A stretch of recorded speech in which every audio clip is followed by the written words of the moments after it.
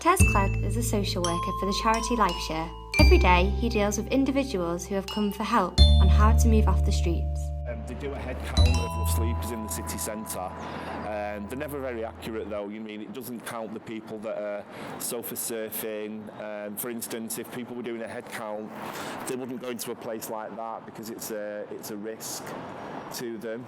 So these people wouldn't be counted either. What they tend to count are people in doorways, or that are actually asleep on the streets, that are visible in a well-lit area, and that's very, very unusual to find people sleeping rough like that. They're usually in places like this, very hidden. Hi, my name's Tom. I've just got the key to my new flat after being sleeping rough for about 9 months. Finally, things are starting to look up for me. For just under a year, the streets were Tom Warrington's home. Here we are.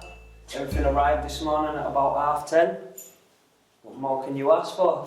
Got a roof over my head, no more sleeping rough, no more having to worry where I'm going to be tomorrow, what I'm going to be doing, how I'm going to eat, where I'm going to sleep. Everything's kosher now. But not everybody is as lucky as Tom. Due to budget cuts to homelessness services, lots and lots of hostels have been closed down. Lots of them have gone a lot smaller. There's massive problems there. Single homeless people usually do not get a duty from a local authority unless there's a very, very serious mental or physical disability, so they're pretty much left out there to fend for themselves. A lot of charities like ourselves have lost funding that have come from the local authority, so it's quite dire really. Thankfully, some individuals have benefited from charities' help. Hi, I'm David. I've been here about 4 to 5 days now, and last time I was on the streets was last January. I was in car parks. David Budgeon has been given the chance to better his life after living rough on the streets for 3 weeks. Right, this is my bedroom. Not really much in it at the moment, apart from bed what I can sleep in. Obviously this is the living room, bit more space, that's good. This is the kitchen. My mum gave me this cooker because I wasn't able to get one. But through charities, I got, microwave, fridge, freezer. At the moment.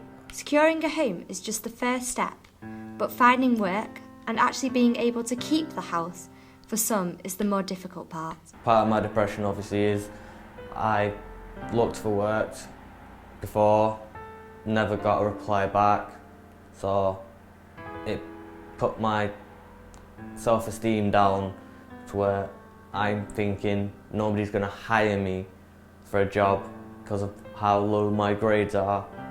So I hope I can go back to try and get work.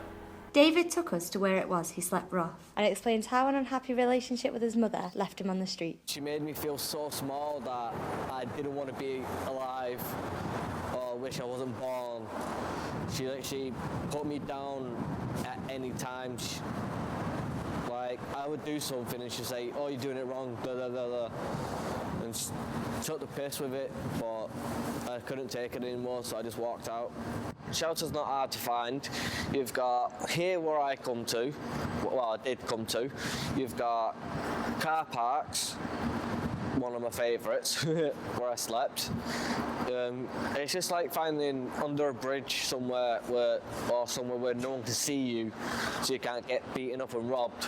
I'll try and get in best as I can and show you how I got warm.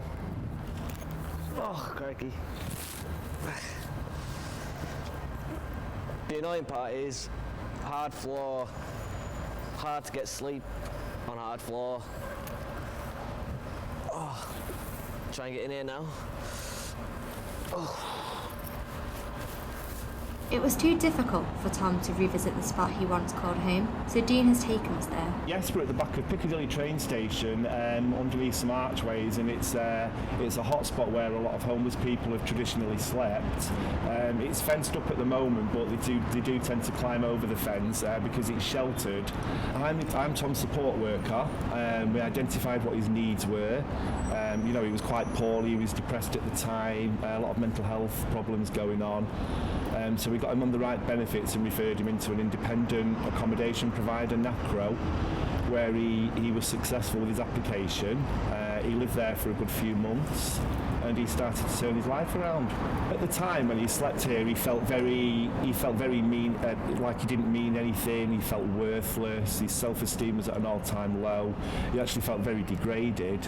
And I think for him to come back here, he explained to me, it would bring back a lot of painful memories of a very hard time, and he's moved away from that lifestyle now. You're living out on the streets of Manchester or anywhere really, you're exposed to lots and lots of nasty scenarios. I mean, just a little bit further up the road there, it's a red light area where, you know, a lot of female sex workers work at night time.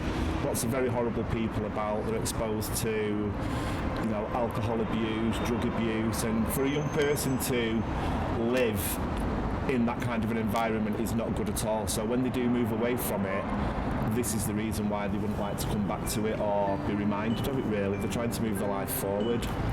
For some, the desperation can become too much. This is the bridge I came to when I was depressed because somebody upset me and I just came here to, well, actually wanted to jump off, to stand on the edge of, well, the other side of this barrier.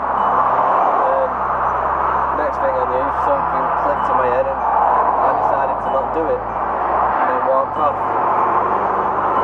Yeah, I feel better that I'm not in the position of wanting to jump off a bridge into traffic. The way I feel about being back at there, it was sort of a bit scary seeing where I was going to jump.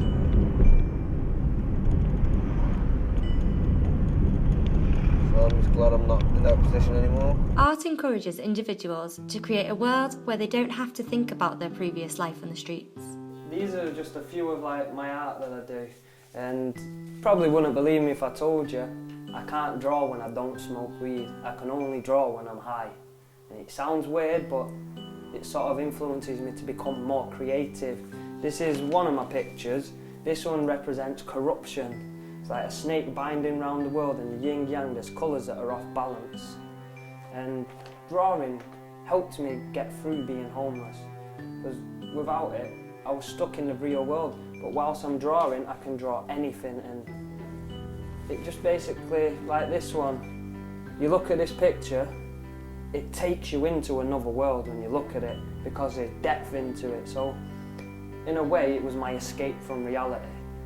Drawing, PS2, it's ways to keep my hands busy so I'm not thinking of cutting my wrist with my depression, and it's just, for me, it's a fun way of keeping my time busy and keeping my mind occupied off of harming myself.